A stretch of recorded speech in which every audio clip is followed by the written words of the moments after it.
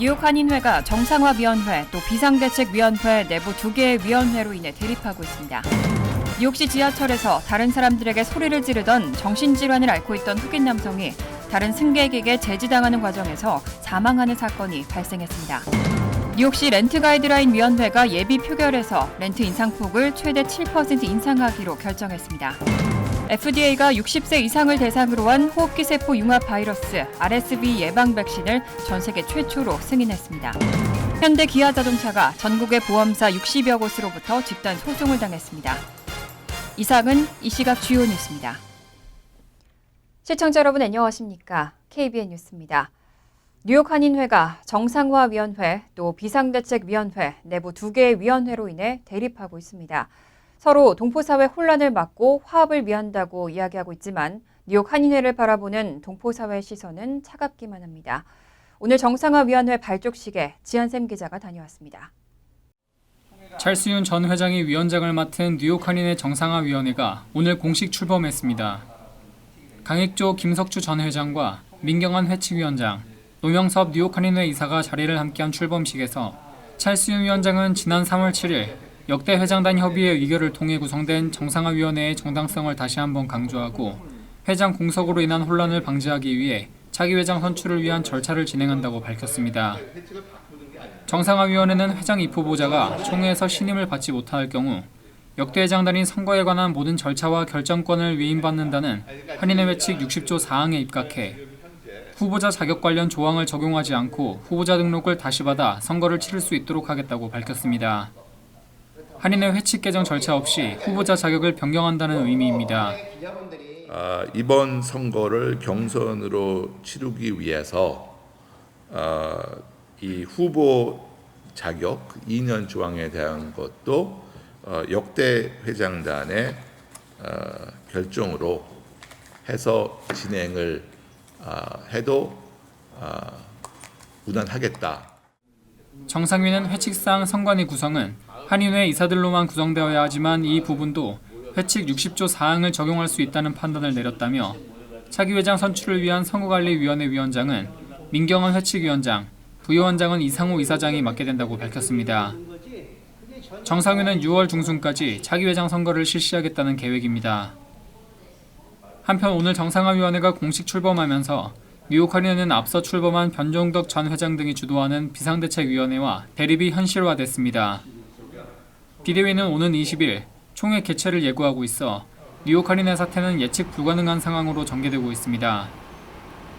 KBN 뉴스 지한습입니다. 뉴욕시 지하철에서 다른 사람들에게 소리를 지르던 정신질환을 앓고 있던 흑인 남성이 다른 승객에게 제지당하는 과정에서 사망하는 사건이 발생했습니다. 흑인 남성을 제지하던 승객은 전직 해병대 출신 백인이었는데 구금됐다가 혐의 없이 풀려났습니다. 지난 1일 뉴욕 지하철 열차 내에서 사람들에게 소리를 지르던 30살 흑인 남성 조던 릴리가 다른 승객에게 헤드락으로 목이 졸린 후 몸이 축 늘어진 뒤 사망하는 사건이 발생했습니다. 경찰과 목격자들에 따르면 릴리는 지난 1일 뉴욕 지하철 F선 열차 안에서 소리를 지르며 왔다 갔다 하다가 최소 3명의 승객에 의해 제지됐는데 이 가운데 승객 1명은 릴리의 목에 한쪽 팔을 걸고 잡아당겼습니다. 당시 상황을 촬영한 동영상에는 백인으로 보이는 이 승객이 릴리 아래에 누워 몇 분 동안 헤드락을 걸고 있고 릴리는 벗어나려 하지만 실패하는 장면이 담겼습니다. 또 다른 승객이 릴리의 팔을 꼼짝 못하게 하고 또 다른 승객은 릴리의 어깨를 잡은 모습도 나옵니다.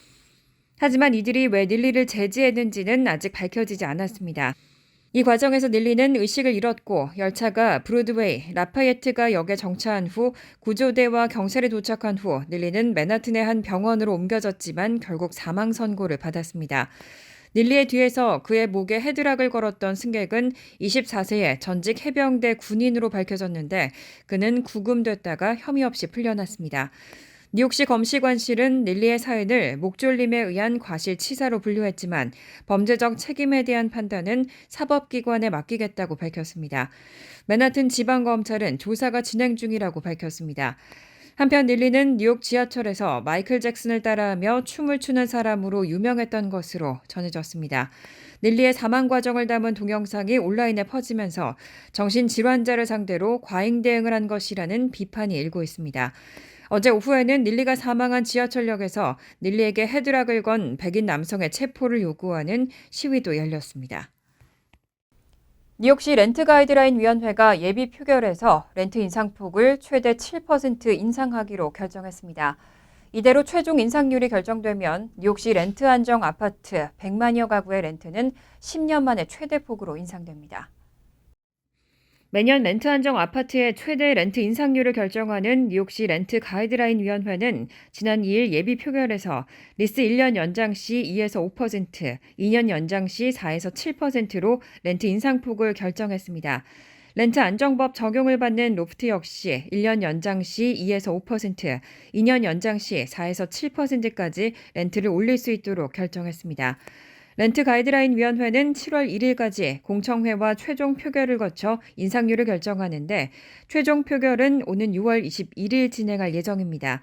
예비 표결 결과가 그대로 통과되면 올해 10월 1일부터 내년 9월 30일까지 리스를 갱신할 때 허용되는 렌트 인상폭은 10년 만에 최대치를 기록하게 됩니다. 렌트 가이드라인 위원회는 이렇게 렌트 인상 허용폭을 높인 이유로 물가가 급등하면서 집주인들의 부담이 커졌다는 점을 이유로 들었습니다.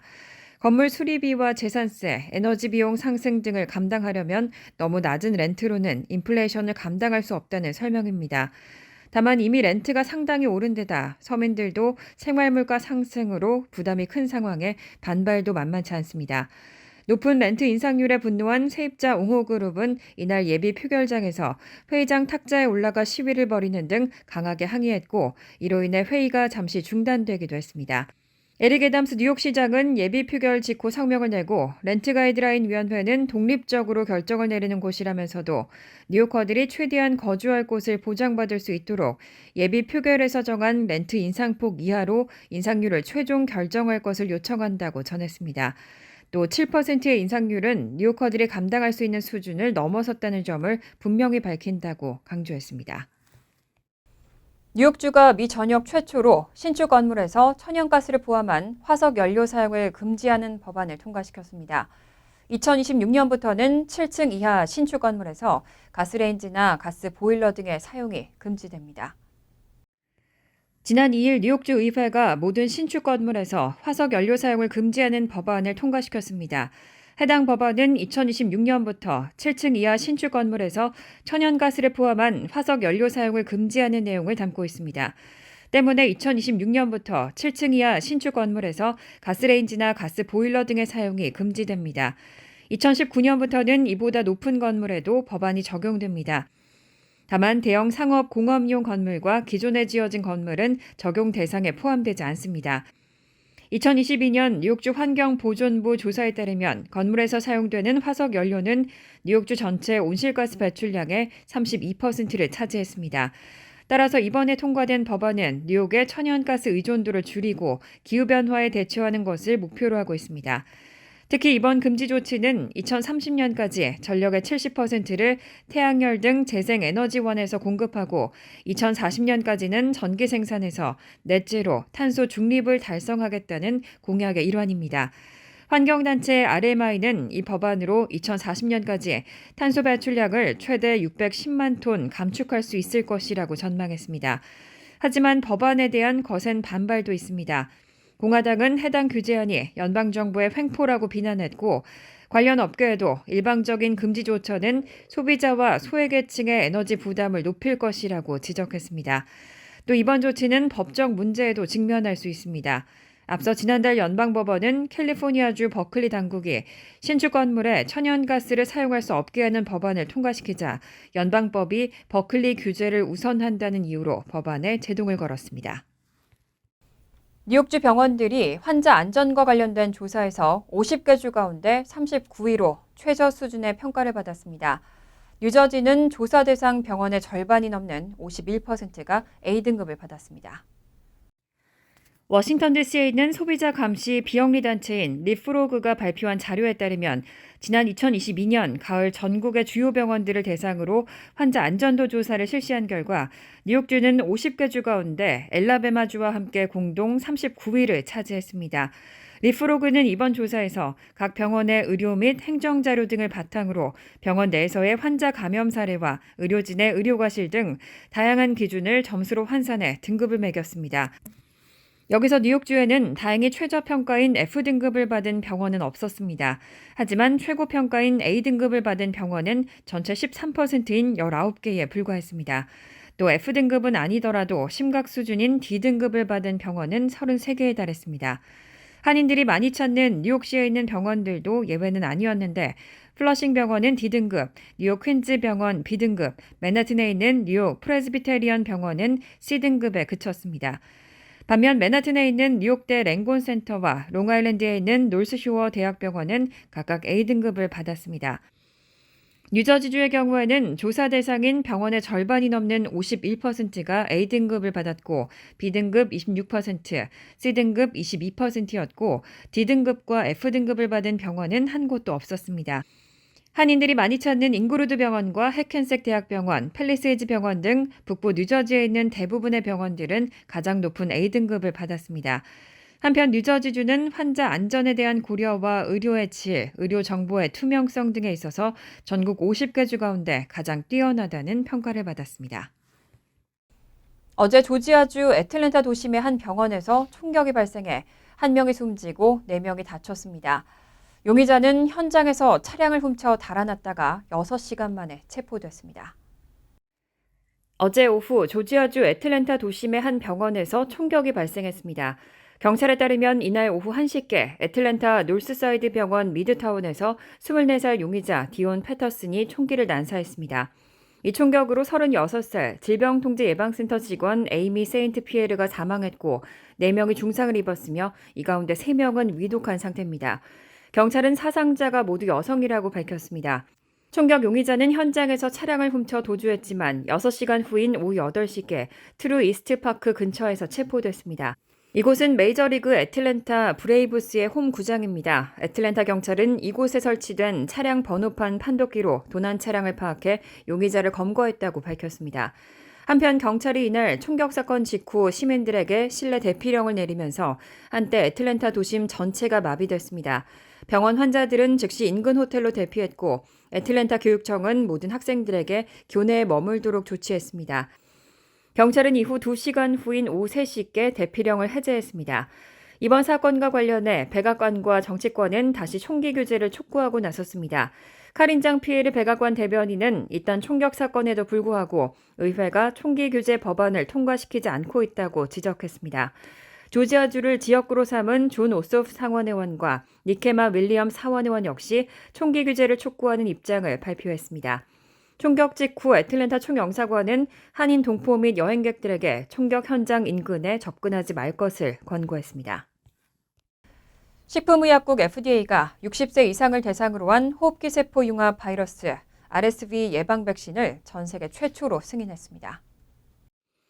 식품의약국 FDA가 영국계 제약사 글락소스미스클라인의 호흡기 세포 융합 바이러스 RSV 백신 RXV를 60세 이상 노인에게 사용할 수 있도록 승인했습니다. 다만 모든 노인들을 대상으로 할 것인지 위험도가 높은 노인들을 대상으로 할 것인지에 대한 질병통제예방센터의 판단은 아직 내려지지 않았습니다. CDC 내부 고문들은 6월 중 이와 관련해 논의를 진행할 예정입니다. AP통신은 지난해 가을 RSV가 크게 유행한 뒤 의사들이 해당 백신 제공을 고대해왔다고 전했습니다. RSV는 일반인들에겐 감기와 비슷한 수준에 불과하지만 어린이와 노인 등 고위험군에게는 생명을 위협할 수 있는 폐렴 등 합병증으로도 발전할 수 있습니다. 미국에서는 매년 5세 미만의 어린이 약 5만 8천 명이 RSV로 입원하고 이 중 수백 명이 사망하고 있습니다. RSV로 인한 연간 노인 사망자는 1만 4천 명에 달합니다. 국립전염병재단 의료 책임자 윌리엄 샤프너 박사는 이번 백신 승인에 대해 심각한 RSV라는 질병으로부터 노인들을 보호하기 위한 위대한 첫 단계라고 평가했습니다. 한편 제약사 화이자도 FDA에 노인과 임산부용 RSV 백신 승인을 요청한 상태입니다. 펜타닐은 치사량이 2mg에 불과하기 때문에 죽음의 마약, 좀비 마약으로 불리는데요. 최근 5년 사이 펜타닐 과다 복용으로 목숨을 잃는 사람의 수는 거의 4배 가까이 급증했습니다. 인터넷 매체 악시오스는 질병통제예방센터의 보고서를 인용해 펜타닐 과다 복용에 따른 인구 10만 명당 사망률이 2016년 5.7명에서 2021년 21.6명으로 급증했다고 보도했습니다. 불과 5년 만에 펜타닐 마약으로 인한 10만 명당 사망률이 3.8배 수준으로 오른 겁니다. 인종별로는 미국 원주민이 2021년 기준 33.1명으로 백인의 1.3배에 달했고 아프리카계의 사망률도 10만 명당 31.3명으로 높았습니다. 연령별로는 25세에서 31세의 경우 10만 명당 40.8명, 35세에서 44세에서는 10만 명당 43.5명 등으로 특히 젊은 인구 집단에서 사망률이 가장 높았습니다. 아편류 합성 마약인 펜타닐은 치사량이 2mg에 불과하기 때문에 조금만 과용해도 사망에 이를 수 있습니다. 한편 펜타닐과 함께 아편류 마약으로 분류되지만 치사량 문제가 비교적 덜한 필로폰과 관련해서도 과다 복용으로 인한 사망이 같은 기간 인구 10만 명당 2.1명에서 9.6명으로 큰 폭으로 증가했습니다. 증가자 수는 펜타닐보다 적었지만 증가율은 357%로 더 높았습니다. 반면 미국 내 아편류 마약의 범람을 초래한 주범으로 꼽혀온 옥시코도는 같은 기간 10만 명당 사망률이 1.9명에서 1.5명으로 줄었습니다. 이외에도 최근 몇 년 사이 미국에서는 자일라젠, 니타젠과 같이 더 강력한 마약이 법의학자들의 우려를 살 정도로 퍼지고 있습니다. 하지만 악시오스는 다수 검시소에서는 이들 마약의 성분을 검사조차 하지 않는다고 지적했습니다. 현대 기아자동차가 전국의 보험사 60여 곳으로부터 피소됐습니다. 현대차, 기아차를 대상으로 한 도난이 급증하면서 금전적 손해가 막심하다며 무려 6억 달러에 달하는 손해배상을 요구했습니다. 연방법원 캘리포니아주 중부지법에 따르면 전국 10개 보험그룹 산하 68개 회사는 지난달 12일 현대자동차 미국 법인을 대상으로 차량 도난건 증가에 따른 손해배상을 청구하는 내용의 집단 소송을 제기했습니다. 이번 집단 소송에 대한 사건 관리 관련 심리는 오늘 15일 센타아나 지역 연방법원에서 진행됩니다. 원고 측 변호인단은 소장에서 원고로 명시된 68개 보험사 외에도 법원 서류 제출을 기준으로 6곳의 보험그룹이 원고 명단에 추가됐다며 이름을 올린 원고들은 모두 현대차와 기아차 도난과 관련해 보험 계약자에게 보험금을 지급한 보험사들이라고 밝혔습니다. 원고 측은 소장에서 피고인 현대자동차와 기아자동차는 도난방지용 장치를 차량에 장착하지 않으므로 외부 경고음 제공 기준 등 관련 규정을 위반했고 이로 인해 차량 도난이 급격히 증가하는 결과를 초래했다고 밝혔습니다. 소장에는 보험사들이 현재까지 입은 구체적인 피해 액수도 제시됐습니다. 원고 측은 이미 원고로 지정된 보험사를 비롯해 추가로 이름을 올린 회사들의 현재까지의 보험금 지급액만 3억 달러에 달한다며 향후 전체 보험업계에서 지급했거나 지급하게 될 액수를 추산해 본다면 총 배상액은 대략 5억에서 6억 달러가 합리적인 추정치일 것이라고 밝혔습니다. 이 5억에서 6억 달러는 징벌적 배상이나 변호사 비용 등을 제외한 순 배상 액수이기 때문에 원고 측의 주장이 받아들여진다면 현대차는 향후 막대한 배상금을 지급하게 될 수도 있습니다. 간추린 소식입니다. 노동부는 지난주 신규 실업수당 청구 건수가 24만 2천 건으로 집계됐다고 오늘 밝혔습니다. 전주보다 13,000건 증가해 월스트리트저널이 집계한 전문가 전망치 23만 6천 건을 상회했습니다. 미국의 노동시장 과열이 다소 식고 있다는 걸 시사하는 지표로 해석됩니다. 하지만 최소 2주 이상 실업수당을 신청하는 계속 실업수당 청구 건수는 직전보다 3만 8천 건 감소한 181만 건으로 집계돼 아직은 노동시장이 탄탄한 편이라는 분석이 지배적입니다. 뉴욕시는 지난 2011년부터 옐로캡 택시 운행이 저조한 외곽 지역 주민들의 교통 편의를 위해 운영하던 그린택시를 앞으로 예약택시로 전환하기로 하고 곧 시범 프로그램을 운영하겠다고 발표했습니다. 그린택시는 출범했을 때의 의도와 달리 최근 이용객이 가장 많았을 때와 비교해 무려 85%나 감소했습니다. 뉴욕시는 그린택시를 예약택시로 전환하면서 택시 색깔을 옐로캡을 상징하는 노란색과 그린택시의 고유색인 초록색을 제외하고 다른 색깔로 칠하도록 해 사실상 뉴욕시 그린택시는 운행된 지 10여 년 만에 사라지게 됐습니다. 연방검찰 뉴욕 동부지검에 따르면 김태성과 중국계인 다책루는 불법 리베이트, 불필요한 처방전 등을 이용해 이득을 챙기고 수익금을 돈 세탁한 혐의로 지난 2일 오전 체포됐습니다. 김 씨 등은 퀸즈와 브루클린 지역에서 희강약국, 엘름약국, 888약국, 뉴욕 엘름약국 등 4곳을 운영하면서 메디케어와 메디케이드 수혜자인 시니어에게 특정 의료인의 진료를 받게 한 뒤 불필요한 처방을 받게 하고 그 대가로 현금 또는 슈퍼마켓 상품권 등을 지급한 혐의를 받고 있습니다. 검찰은 이들이 2,600만 달러 상당을 허위 청구하고 유령 법인을 통해 수익금을 세탁한 혐의도 받고 있다고 밝혔습니다. 브루스 블레이크맨 나소 카운티장은 2일 메인스트리트 리커버리 그랜트 프로그램을 통해 각 업소나 단체에게 최대 $10,000까지 렌트, 유틸리티 등 기타 운영 자금으로 사용할 수 있는 기금을 전달한다고 밝혔습니다. 지원 대상은 풀타임 근무자 50명 미만 규모에 2021년에서 2022년 연간 총수입이 $50,000 미만이면 됩니다.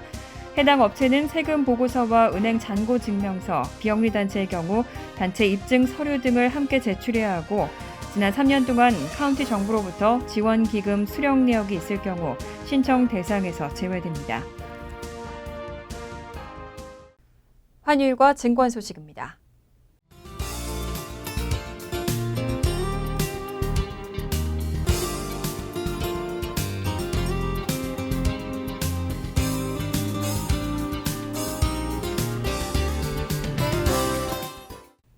이어서 날씨입니다. 금요일은 대체로 화창하겠지만 때때로 소나기 내릴 가능성이 있습니다. 낮 최고 기온은 58도, 섭씨 14도, 밤 최저 기온은 50도, 섭씨 10도로 예상됩니다. 토요일은 화창하겠습니다. 일요일도 대체로 화창하겠습니다. 이상으로 KBN 뉴스를 마칩니다. KBN과 함께 즐거운 저녁 되시기 바랍니다.